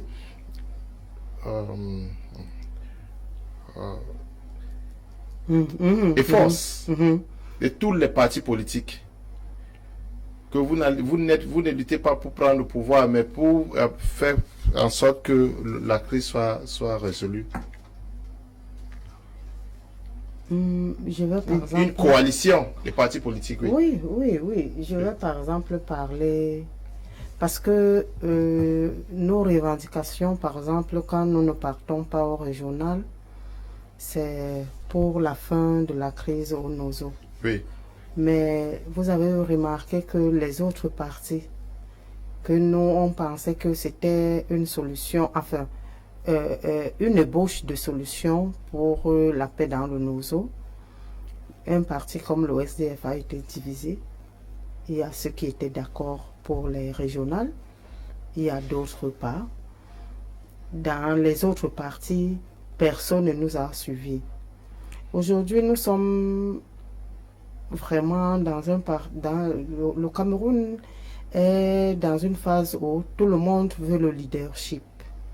Personne ne veut dire que non, l'autre a pu faire quelque chose et nous l'avons suivi. Vous savez que moi, quand j'ai fait les plateaux avec, par exemple, l'OPCRN, eux, c'est qu'on doit exterminer tous les Amazoniens. Chez eux, c'est leur manière de voir. Et le RDPC est du même avis. C'est-à-dire, ce sont les terroristes, on doit les tuer tous. Maintenant, qu'est-ce que vous attendez? Qu'un jour, peut-être les partis qui ont leur... Déjà, eux, ils sont déjà réunis par rapport à leurs intérêts, par rapport aux promesses qu'on leur fait. Ils ne peuvent pas choisir quelqu'un parce que si aujourd'hui on dit les partis se sont réunis et la guerre est finie dans le Nozo, il faudra maintenant qu'un parti ou bien un individu se dise bon, c'est moi qui étais à la tête, c'est pour ça que c'est fini, ou bien c'est moi qui dirigeais, c'est pour ça que c'est fini. Et aujourd'hui, c'est comme ça que le Cameroun est. On ne sait pas reconnaître qui peut diriger, qui peut avoir des idées vraiment claires. Donc, c'est pas facile. Parce qu'à la base, est-ce que c'est quelque chose qui se cache? C'est quand le professeur Kamto dit nous manifestons pour la fin de la guerre du Nozo et que les autres partis politiques se moquent de lui et voient en ça autre chose que l'amour qu'on peut porter pour nos frères, pour notre pays, parce que c'est une partie de notre pays qui est paralysée. J'aime le rappeler, ce n'est pas seulement les gens du Nozo qui meurent. Je crois que les soldats qui sont là-bas ne sont pas tous du Nozo. Donc on a des soldats, j'ai vu aujourd'hui, enfin c'est une supposition, les camions militaires qui portaient un cercueil, qui allaient enterrer un mardi. J'ai dit, ça doit venir de là-bas parce que bon, on ne peut pas garder le corps. Donc c'est tout le monde qui est touché par rapport à ça. Moi, j'ai mon fils au quartier, son neveu, parce qu'il était gendarme. Il était dans sa caserne. On est venu le tuer là. C'est pas un garde du Nozo. Donc, c'est un problème qui touche tout le monde. Mais à la fin, comme le MRC s'est mis devant pour dire stop à la guerre du Nozo, c'est devenu comme si c'était une affaire uniquement du MRC. Uniquement. Les autres qui vont suivre vont appeler les noms qu'ils vont utiliser, mais le MRC a dit stop à la guerre au Nozo. Maintenant, pour la suite, l'amour, c'est-à-dire l'amour que j'ai pour mon frère Bamenda, l'amour que j'ai pour mon frère Bamleke, l'amour que j'ai pour mon frère Bassa, dans le programme de Kamto, il y a tout ça là. La manière de vivre. Parce que pour que je réfléchisse comme toi, il faut qu'on se mélange, qu'on apprenne à s'aimer comme les êtres humains, et non comme celui-ci c'est un Bamenda ou celui-ci c'est un Boya. Ça c'est après. Mais maintenant, je ne vois pas. C'est-à-dire, au fur et à mesure que je réfléchis, je ne vois pas quel parti politique va dire que bon, maintenant que le président du MRC a lancé fin à la guerre du Nozo, suivons-le. Je ne vois pas. Parce que vous voyez, moi je ne sais pas de tous les autres partis politiques que nous avons ici au Cameroun, je ne sais pas s'il y a un parti qui a le même slogan que nous nous battons pour la fin de la guerre du Nozo. Mais on a vu le SDF à l'Assemblée nationale, non? Oui, ils ont fait quoi? Ils ont voulu qu'on parle de ça. Le SDF a voulu qu'on parle de ça. Oui. Avec le président John Fundi. Oui, allez-y. Non, je relève seulement qu'à l'Assemblée nationale, Après, ils ont fait quoi? À l'Assemblée nationale où ils ont été appelés, ils ont fait donc quoi après? Parce que nous, on parle de ce que le SDF, effectivement, le SDF, parce que quand on parle des partis politiques, le SDF, c'est, disons, un parti qui est de base anglophone, c'est qu'on peut dire, parce que le chairman est un anglophone. Maintenant, après ça, No, please. I want the two of you will react to the opposition parties. Don't you think that we should not only talk about coalition to take power, but we should also see opposition parties engaging in a coalition to end the crisis? Thanks very much, Mr. Leonard. I think talking about opposition involving in a coalition to end Anglophone crisis. Sometimes for me, I see it as a nightmare. I see it as something that is a failure, because within the opposition party themselves, they are being unable to form a successful coalition during elections, presidential and any other election in Cameroon. If within opposition parties in Cameroon, since 1992, how many times have opposition parties in Cameroon successfully formed a coalition among themselves? I mean, I'm not forgetting about Anglophone crisis. I mean, forming a coalition during presidential election, maybe to stand against CBDN, the ruling party. How many times have we seen a successful coalition opposition in Cameroon? That is to show that, and it is very clear, the reason why there's no successful coalition among these different opposition parties is because of pride, of arrogance.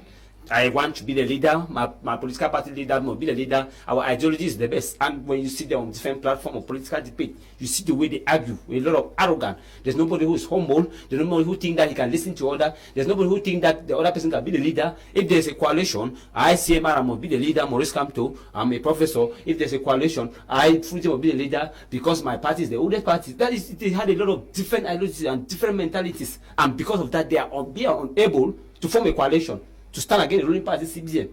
Now to talk of forming coalition to start again to solve the Anglophone crisis. That's why I say it is very impossible on my own part.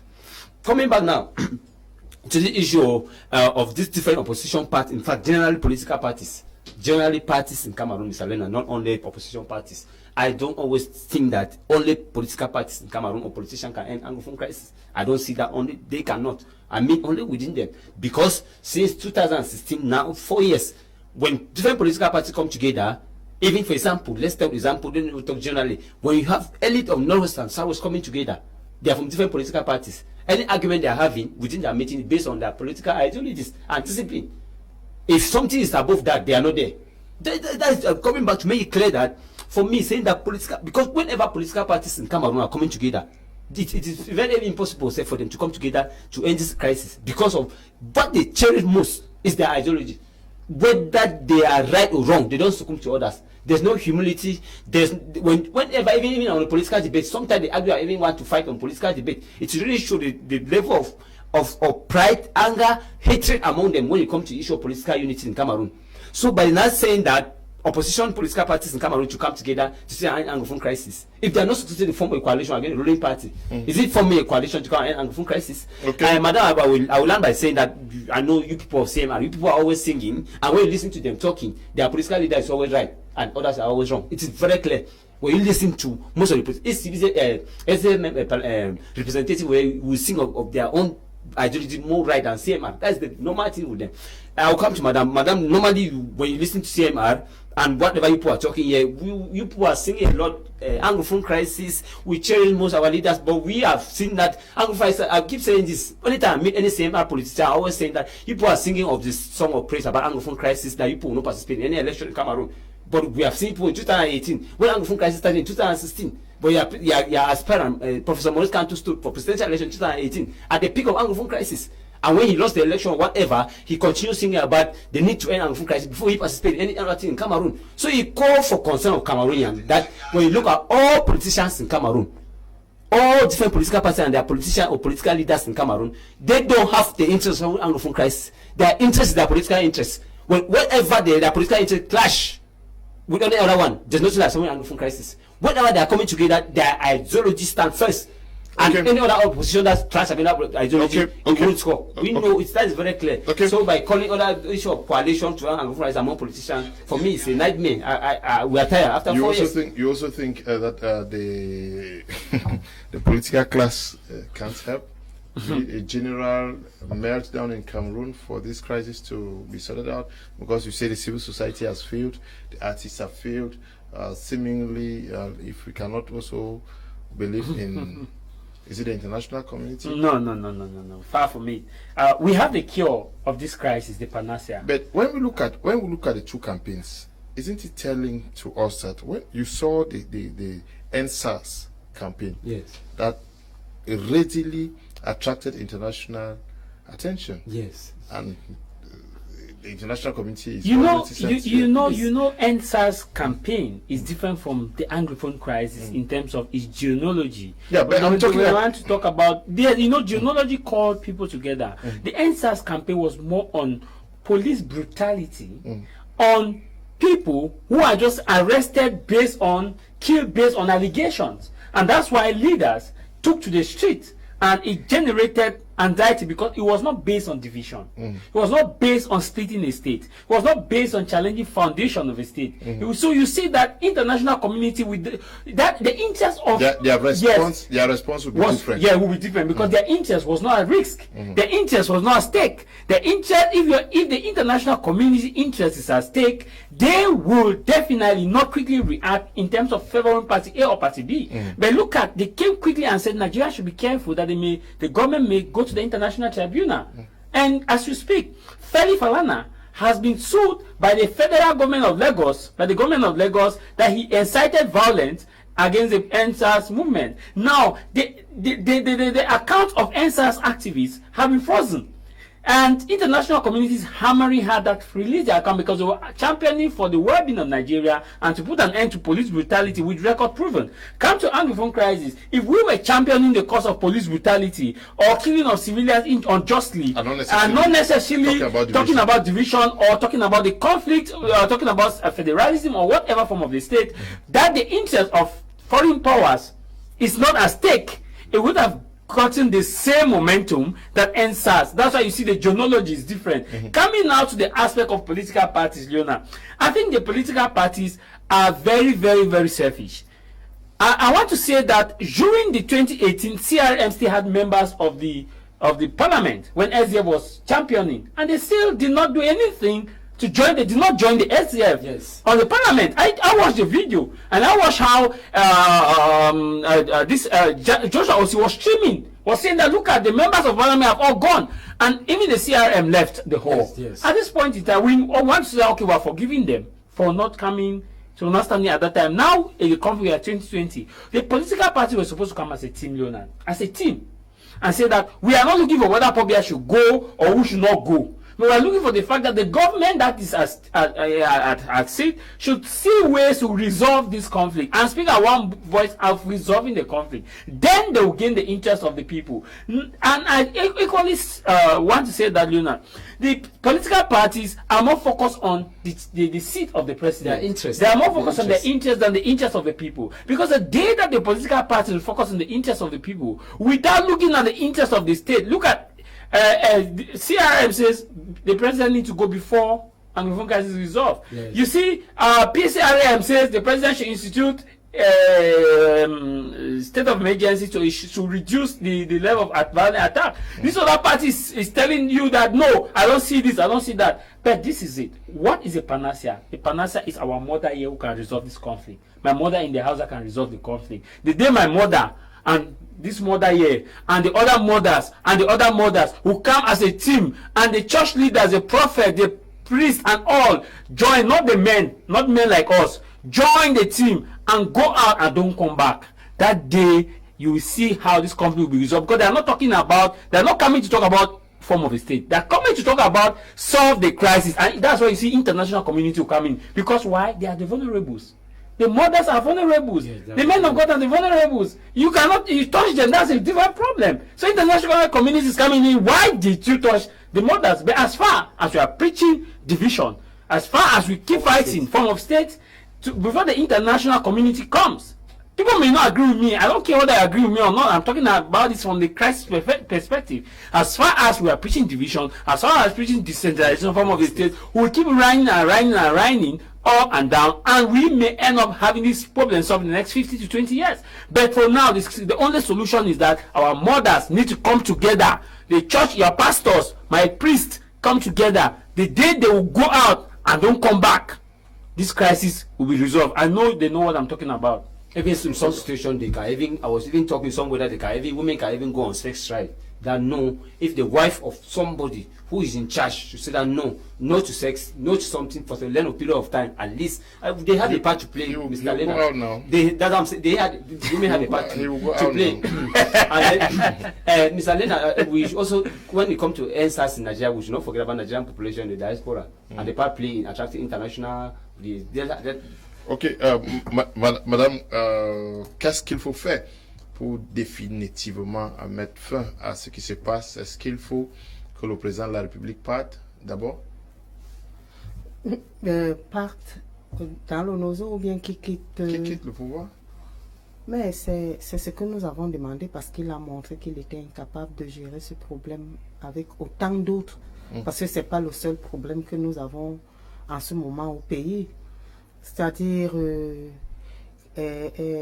parce qu'il y a déjà assez de morts, parce que ce n'est pas seulement dans le Nozo, il y a aussi les morts dans le Nord Cameroun, oui. Et que on ne le sent pas. Ces enfants qui sont des Camerounais du nord au sud, de l'est à l'ouest, ne le sentent pas. Donc mieux vaut qu'ils déposent les armes une fois et qu'ils quittent, et que d'autres prennent la relève et essayent de mettre la paix dans ce pays. Parce que depuis que les gens meurent, je crois que les gens, moi je ne connais pas les chiffres, mais j'entends parler de plus de 20 000 morts. 20 000 morts? Oui, dans le Nozo. On parle de 3. Official statistics put it at 3,000. 3,000. Official statistics. But it's just a statistic. Voilà. Parce que nous-mêmes, on connaît ce que c'est que les statistiques. Donc, c'est de trop. C'est vraiment beaucoup. Et que, étant donné qu'il n'a pas proposé une solution qui pouvait vraiment arranger tout le monde, on a le cardinal Tomé qui a proposé une solution de fédéralisme, et je crois dans son discours c'est que l'armée doit se retirer et les sécessionnistes déposer les armes.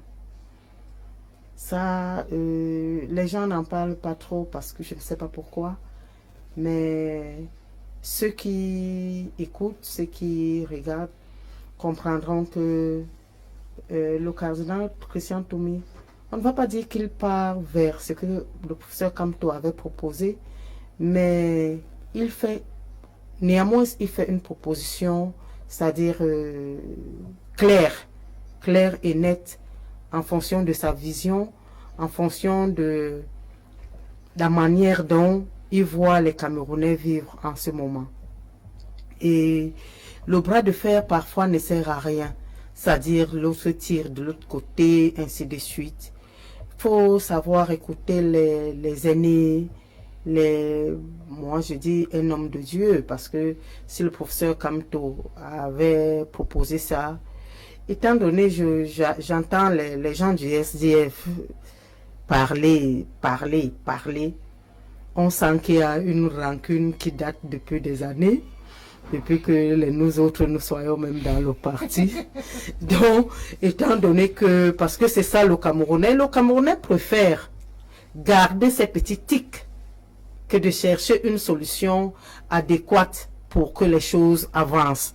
C'est-à-dire, si c'est le professeur Kamto qui a proposé, étant donné que depuis, pendant que nous on était là, lui il n'était pas là, donc ça veut dire que s'il est là, nous-mêmes, ça c'est le Camerounais. Et si nous ne changeons pas nos mentalités, ce sera très difficile. Très difficile. Ce serait très difficile. Oui. Let me take a few messages before we call it a day. Yeah, Mr. Liu, good evening. It's Ashu from Boya. Mr. Liu, I love your debate in the studio. For me, I don't think there is any political party in Cameroon. They're just playing for time. There is nothing good that can come out from them. Politics is that of the stomach. Okay. Good evening to you, Ashu. Good evening, Mr. Liu. Cameroon is in the hands of the rulers and not leaders. That's why prefer divide and rule, and that's why this crisis can't be solved. Kimbeng is writing from Bengui. Okay. Good evening, Mr. Liu. Your programs is very educative. Why are people talking about school when there is more than 2,000 PhD holders going along the streets without job? Not to talk of advanced level and ordinary level. I am Henry, writing from Kumba. Okay, this is going to be part B of our program of tomorrow, PhD holders, and whether they should pastor receive this 10 months. Okay. Hello, Pastor Tambo. In fact, I'm writing from Amphi Road. In fact, the government is continuing making errors. Is school only in Kumba? Why can't they be digging holes to fill holes? Look what happened in Kumba, putting children's life in danger. Okay, we have to end here. Tomorrow in the program, we are going to be asking the question whether some people are using the name of the President of the Republic and his party to plunder Cameroon. We also are going to be answering the question whether PhD holders should be looking for jobs in Cameroon. We are grateful you were part of the program this evening. Thanks, Mr. Liu, and thanks my media prime and the technicians. I'm happy to be here. I thank the work that you are doing to be Cameroon. Divided, united we stand. At least I'm very happy. I've been following the program, and I'm blessed anytime I follow this program, and it's very educative. So that I'm sending messages. I'm very happy, and I'm also happy to be among my learning colleagues, Jarvis and Madame from CMR. Madame, pour tout bataille va continuer avec Padia Sanga dans le groupe. Merci d'être venu. Je vous remercie. Oui, c'est vrai. Oui, je vous remercie. Je remercie tous les panélistes. C'est un plaisir d'être avec vous tout le temps. Et que même si mon anglais n'est pas ce qu'il est, j'essaye de décrypter certains mots et de vous répondre, et que vous allez supporter ça comme ça. Parce que j'imagine parfois je pourrais être hors sujet, mais bon, vous allez aussi prendre ça comme ça. Ça arrive. Okay, thank you to Jarvis for coming. Thank you, Leonard. Special thanks to all those who took out time to participate on today's edition. Those who may share a divergent view as to who may not agree with us or what we say. I just believe that that's why we are humans, and that's why there's democracy. People have their individual thought. I want to say a special good evening to the peace-loving people of Moya and those who are watching us in the different part of the country. A special one to Professor Maurice Kamto and President Paul Biya. Thank you, Jarvis. Thank you to all the technicians and to all of you who took time off to watch the program. Stay blessed. Bye-bye.